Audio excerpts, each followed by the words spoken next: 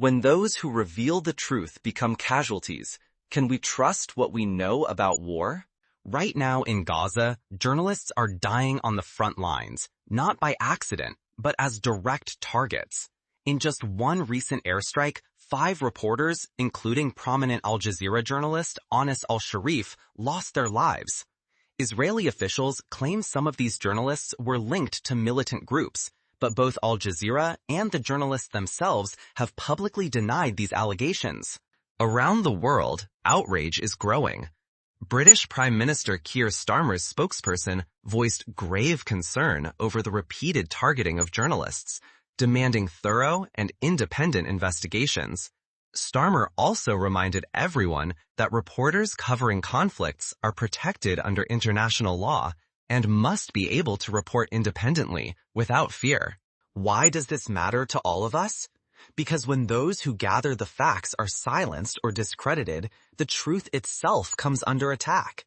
If journalists cannot work safely, the information we receive is filtered, incomplete, or engineered, making it easier for those in power to shape the narrative, hide wrongdoing, and avoid accountability. This is not just about casualties. It is about the very foundation of how we understand war, power, and justice. If the press cannot bear witness, democracy and oversight weaken, and conflict can spiral on the basis of unchallenged, unverifiable claims. Let's examine how these attacks fit into the broader history of wartime press freedom and why this moment is so pivotal. Journalists are supposed to be shielded, even in war. So why are so many dying in Gaza? Reporters covering conflict zones are protected. They are meant to work independently, without fear, and with the assurance that their safety will be respected by all sides. Yet, in Gaza, this protection has repeatedly been shattered, with devastating consequences for journalists and for global press freedom. Just days ago, an Israeli airstrike killed 5 journalists in Gaza City. Among them was Al-Sharif, a prominent Al Jazeera reporter. The Israeli military claimed Al-Sharif led a Hamas militant cell and participated in attacks, but both Al Jazeera and Al-Sharif himself had rejected these allegations long before his death.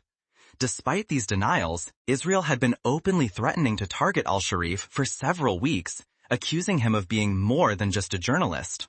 The attack did not go unnoticed. World leaders, rights groups, and press freedom advocates reacted with outrage. British Prime Minister Keir Starmer declared he was gravely concerned about the repeated targeting of journalists in Gaza. He stated, "Reporters covering conflicts are afforded protection under international humanitarian law, and journalists must be able to report independently, without fear, and Israel must ensure journalists can carry out their work safely." Al Jazeera and other media organizations have called these killings deliberate assassinations, not tragic accidents of war. Gaza authorities reported that the journalists were targeted while working in a media tent near Al-Shifa Hospital, suggesting a clear intent rather than collateral damage. The implications are enormous. If one side in a conflict can justify targeting journalists by labeling them as combatants, often without transparent evidence, then no reporter is truly safe. This undermines the very foundation of independent reporting and sets a dangerous precedent for future conflicts everywhere. When journalists are silenced or discredited, the flow of reliable information shuts down. The public, both locally and globally, is left vulnerable to propaganda, misinformation, and manipulation. If the world allows these protections to erode, democratic oversight and truthful witness in times of war will suffer. We risk losing the eyes and ears that tell us what is really happening in conflict zones. The question now is not only about individual deaths, but about the future of reporting itself in war. Now, let's break down the core conflicts. Are these deaths collateral damage, targeted assassinations, or something murkier?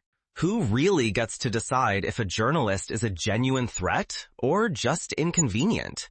The answer could determine who lives, who dies, and who controls what the world sees from the front lines. Imagine a world where a single accusation can erase both a life and the truth. In Gaza, this is not a theoretical debate. It is a battle with deadly consequences, as narratives collide and global outrage intensifies.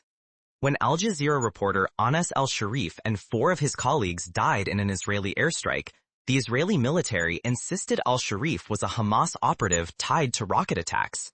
But Israel offered only scant evidence, a glaring omission called out by the BBC and widely criticized by human rights organizations. Al Jazeera categorically denied the charges, branding the strike a deliberate assassination. Al-Sharif himself, before his death, dismissed the claims as unfounded.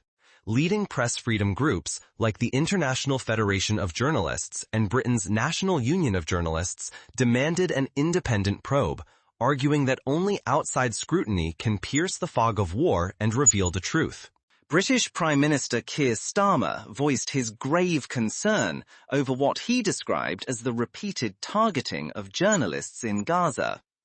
He stressed that international law protects reporters and that each death must be investigated thoroughly and impartially. Despite such appeals, the toll of journalist deaths continues to rise, while accusations and denials spiral in a relentless war of words.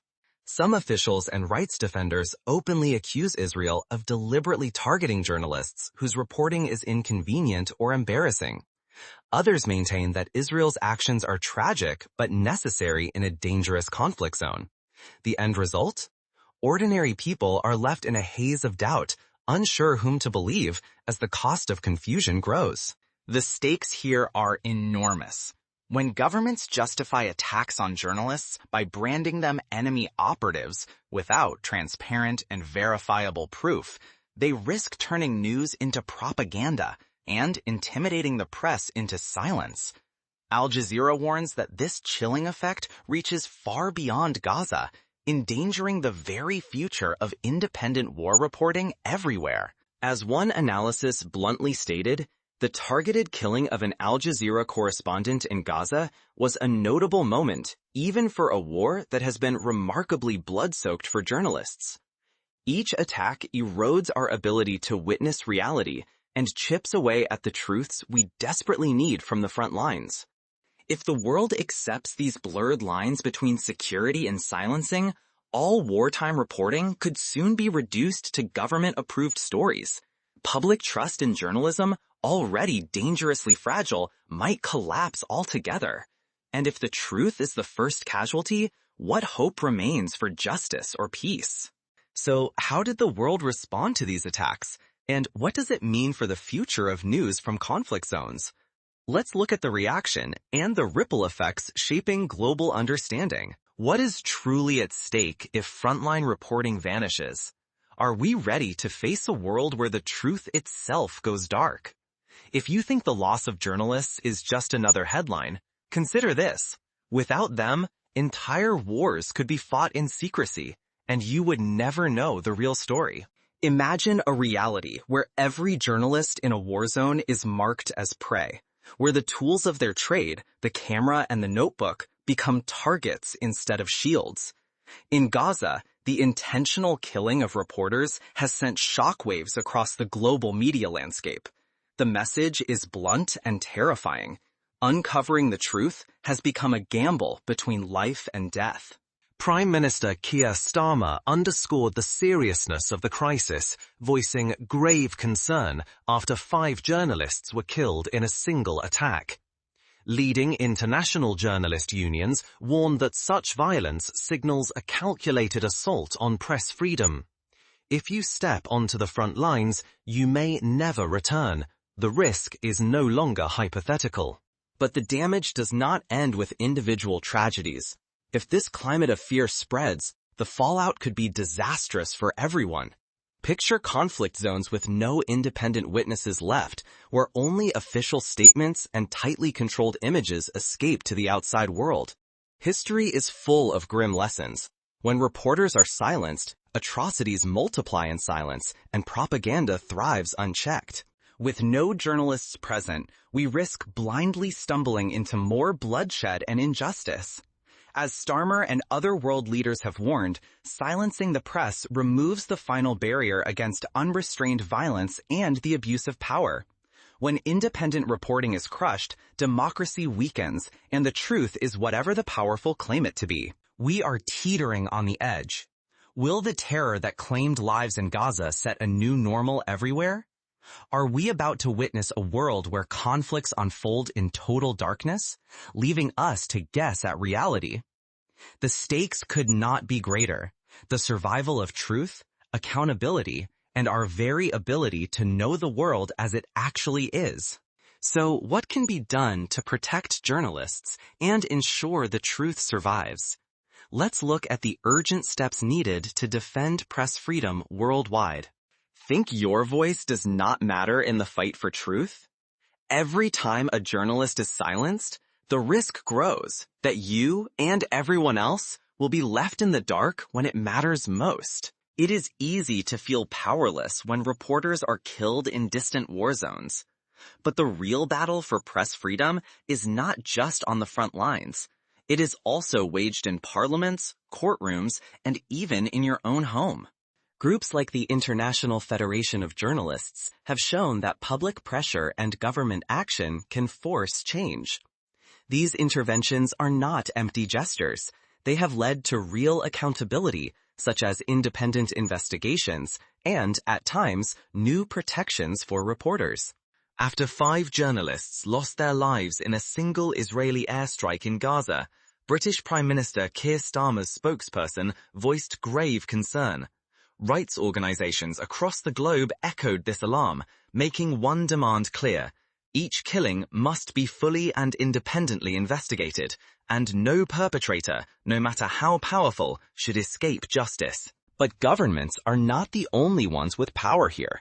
Ordinary people have a critical role, demanding answers, backing press freedom groups, and refusing to be fooled by propaganda. Media literacy is not optional anymore. If you do not learn to spot misinformation and question what you are told, you risk losing your grip on reality itself. If we shrug off these attacks, the next conflict may be even more shrouded in secrecy. Without independent reporters, everyone, no matter where they live, could be left defenseless against lies and unchecked power. So, what can you do right now to protect press freedom and your own access to the truth? Here are some practical steps that make a real difference. Pause and consider. What happens when there's no one left to tell you the truth? If journalists vanish from the front line, who shapes what you believe? And at what cost? This is not a distant thought experiment.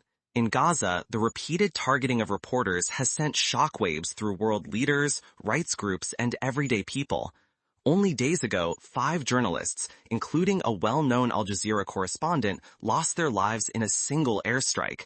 The British Prime Minister voiced grave concern, urging independent investigations and stronger protection for the press under international law. But the real danger goes beyond headlines. If journalists are silenced or smeared, stories from war zones become filtered by those with the most power. We risk losing not just facts, but our ability to question, comprehend, and intervene. This crisis isn't confined to Gaza. It threatens your own right to credible coverage of global events. If independent reporting fails, propaganda and rumor can shape policy, eroding democratic checks and leading to decisions made in the dark. So ask yourself, who seizes control when cameras and notebooks go silent? Who profits when truth is drowned in suspicion? In war, truth is often the first victim.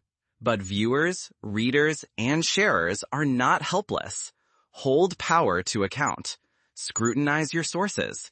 Recognize your own role as a filter of information. The survival of free societies relies on fearless journalism. Your vigilance matters, because when the news fades to black, so does your vision of the world. But what can you actually do about it? Let's break down 3 simple steps that make a real difference, no matter where you live.